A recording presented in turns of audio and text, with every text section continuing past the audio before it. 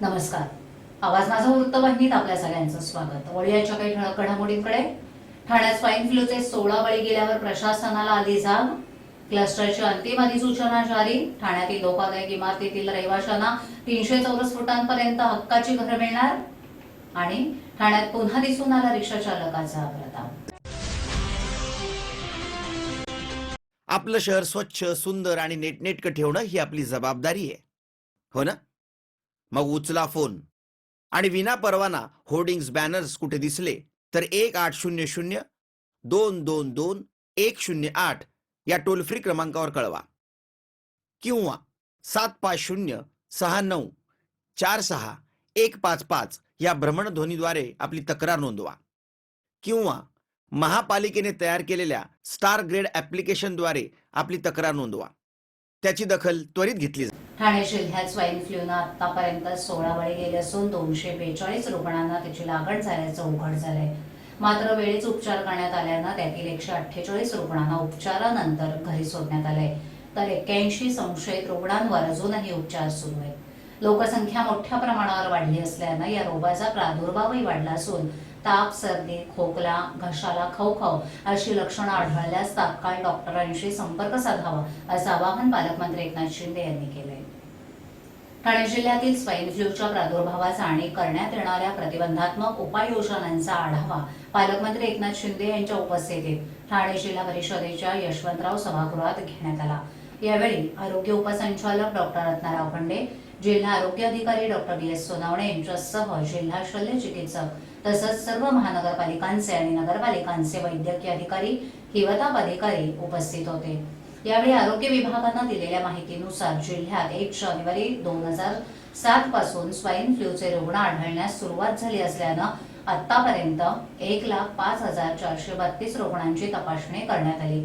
त्यापैकी 282 रुग्णांमध्ये प्राथमिक लक्षणं आढळल्यानं त्यांची स्वाईन फ्लूची तपासणी केली असता 242 रुग्णांना त्याची लागण झाल्याचं आढळून आलं. तर आतापर्यंत ठाणे महापालिका हद्दीमध्ये या रोगामुळे सर्वाधिक 9 बळी गेले आहेत. तसंच कल्याण डोंबिवली महापालिका परिसरात 2 आणि मीरा भाईंदर महापालिका क्षेत्रात 2 असे जिल्ह्यात 13 बळी गेले. तर मुंबईत उपचार घ्यायला गेलेले 3 रुग्ण दगावले असल्यानं एकूण बळींची संख्या 16 झाली आहे.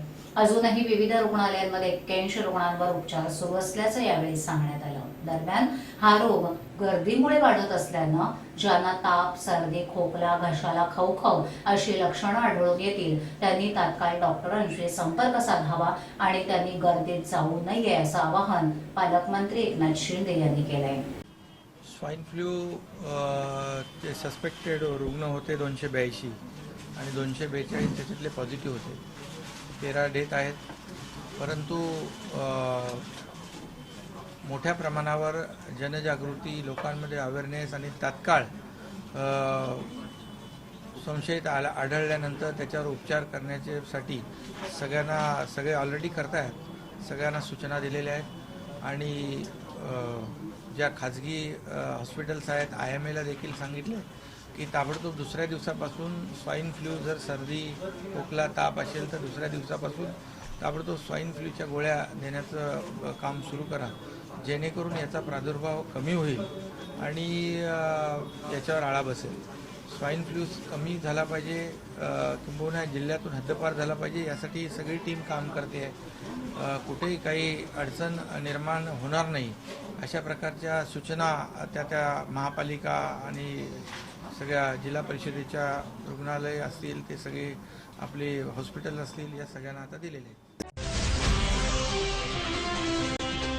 ठाणेकरांसाठी जीवनमरणाचा प्रश्न बनलेली क्लस्टर डेव्हलपमेंट योजना अखेर लागू करण्यात आली असून धोकादायक इमारतीत जीव मुठीत धरून राहणाऱ्या ठाणेकरांना 300 चौरस फुटांपर्यंत हक्काची आणि सुरक्षित घरं विनामूल्य मिळणार आहेत.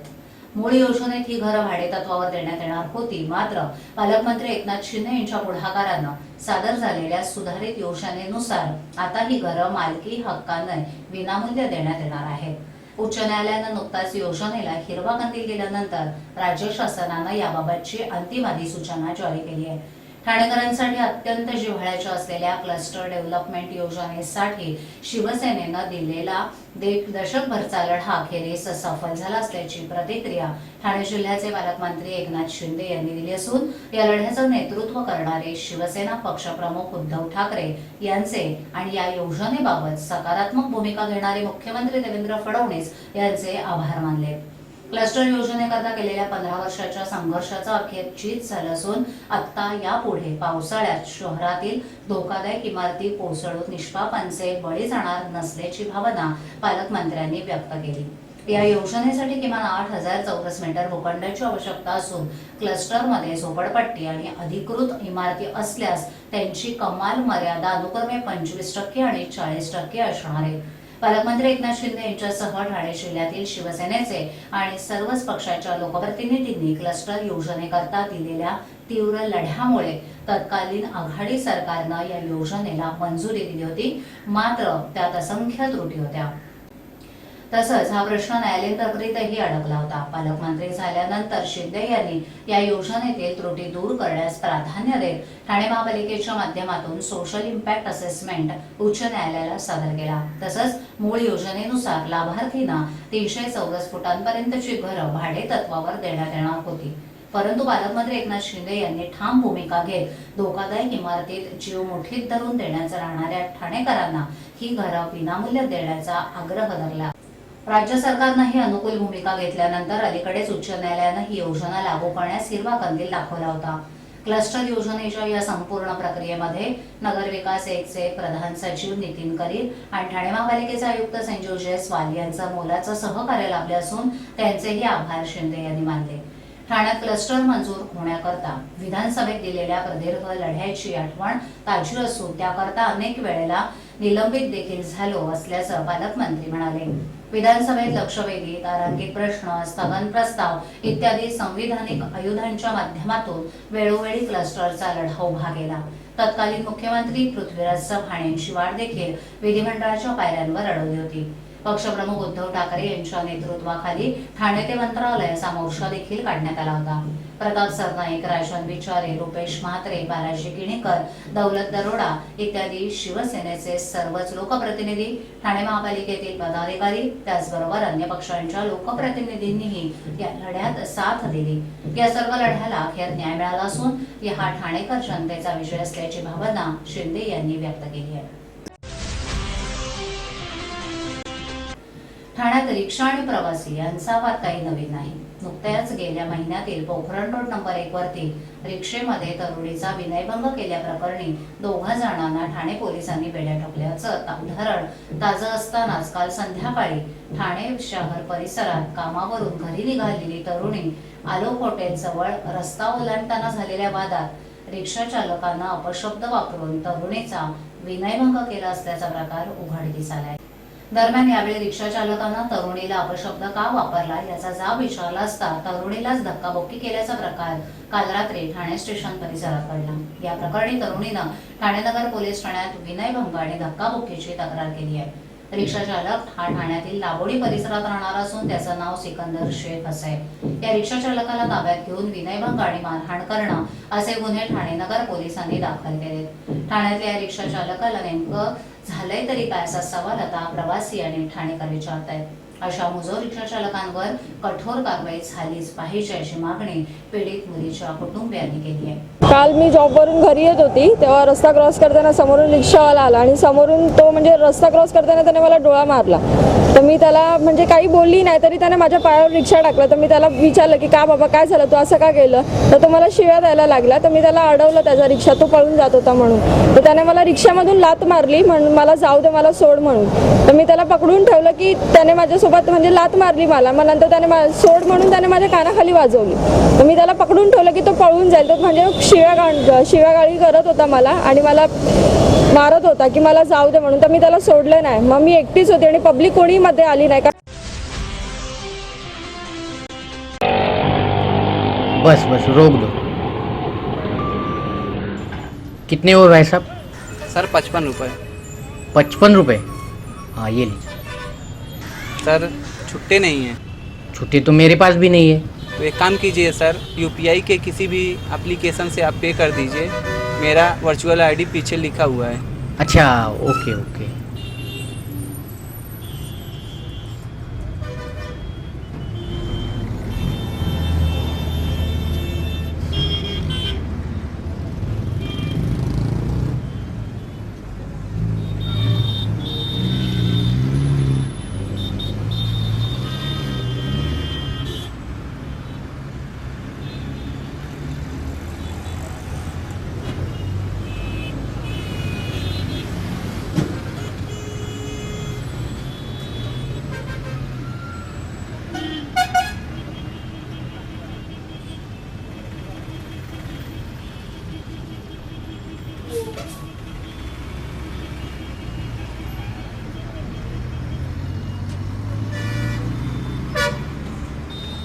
हम यूपीआई को सपोर्ट करते हैं। मेरा देश, मेरा देश, मेरा देश, मेरा देश बदल रहा है, आगे बढ़ रहा है।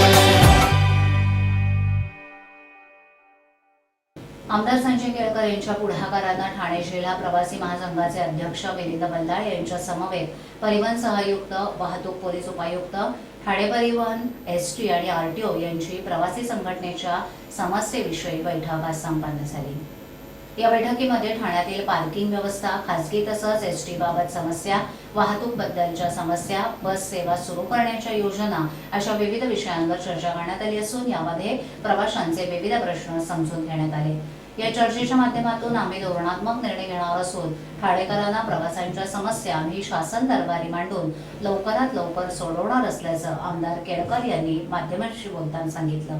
अशा चर्चेच्या माध्यमातून विविध प्रश्न मार्गी लागतात, त्यामुळे दर 3 महिन्यांनी प्रवासी संघटनेनं बैठक लावावी अशी मागणी यावेळी प्रवासी संघटनेनं केली आहे। प्रवासी महासंघाचे जे पदाधिकारी आहेत, त्यांचे कार्यकर्ते आहेत, ते कायम या शहराच्या वाहतुकीच्या संबंधात किंवा एकूणच प्रवाशांच्या दृष्टीने सर्व ठाणेभर सक्रिय आहेत आणि त्यांची आमची जरी लोकप्रतिनिधी म्हणून वेळोवेळी भेट होत असली तरी ही जी निर्णयाची खाती आहेत त्या खात्याच्या अंतर्गत जे प्रश्न आहेत तर एक समन्वयाच्या दृष्टीने ते सोडवण्याच्या दृष्टीने उपयोगी होईल म्हणून आज ही बैठक झाली।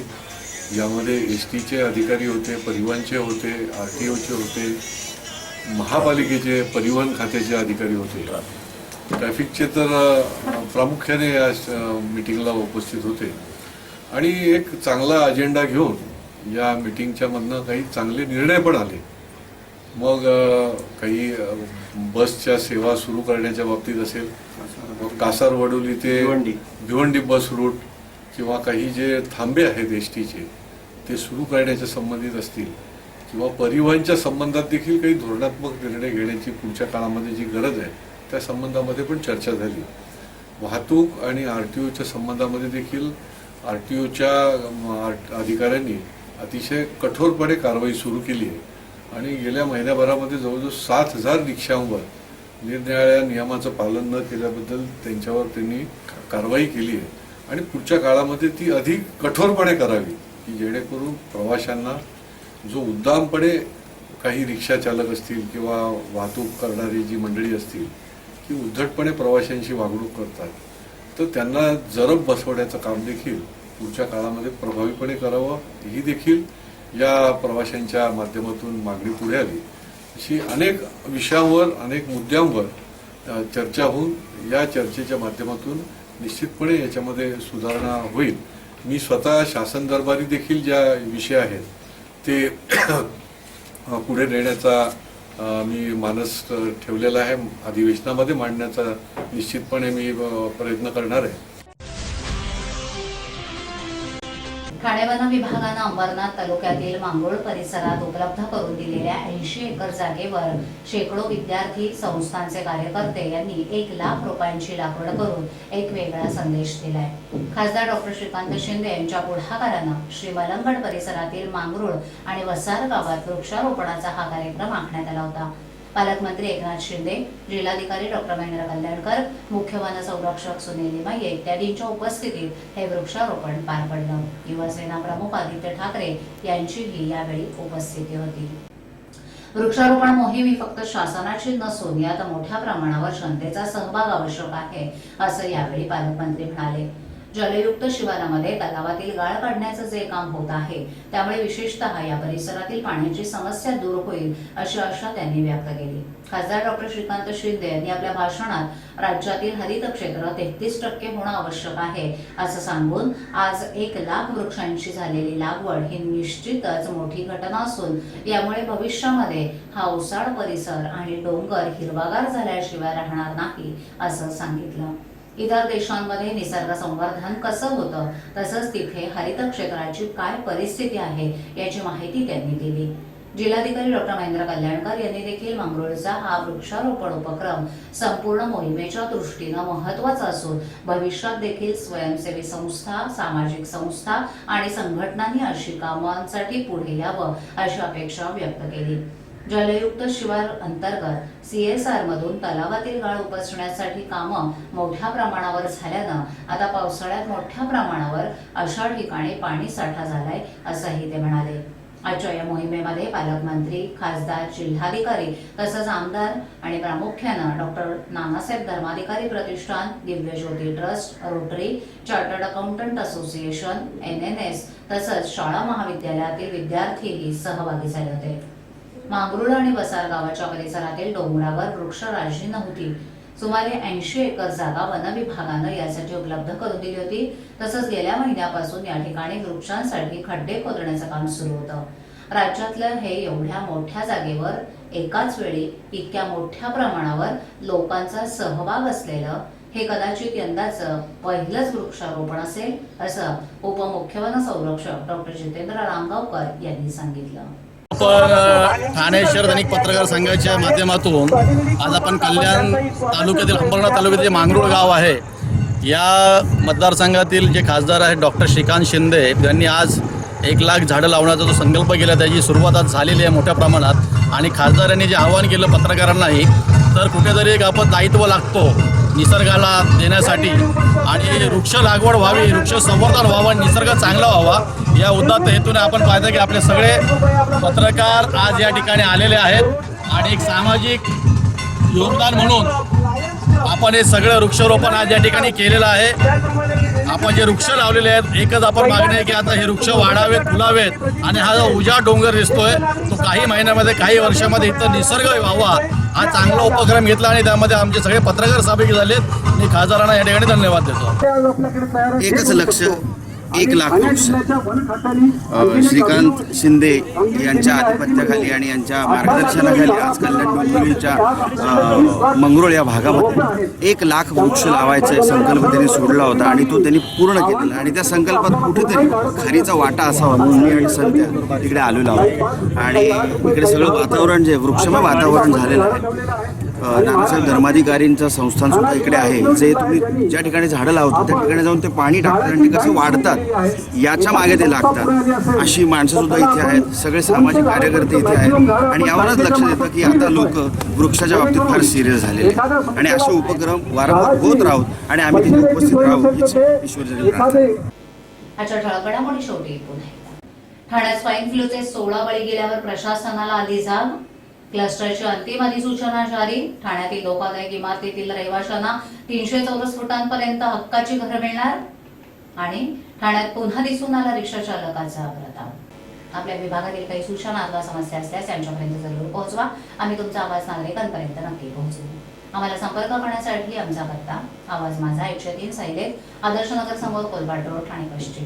आमचा दूरध्वनी क्रमांक 9773503326. आमचा ईमेल ID awazmaza.tvnews@gmail.com. आवाज माझावरील एखादी बातमी पाहायची रंगलेली असल्यास YouTubeवरती तुम्ही पाहू शकता. तर मग उद्या पुन्हा भेटू याच वेळी याच ठिकाणी काही नवीन घडामोडींसह आवाज माझा वृत्तवाहिनीत. तोपर्यंत नमस्कार.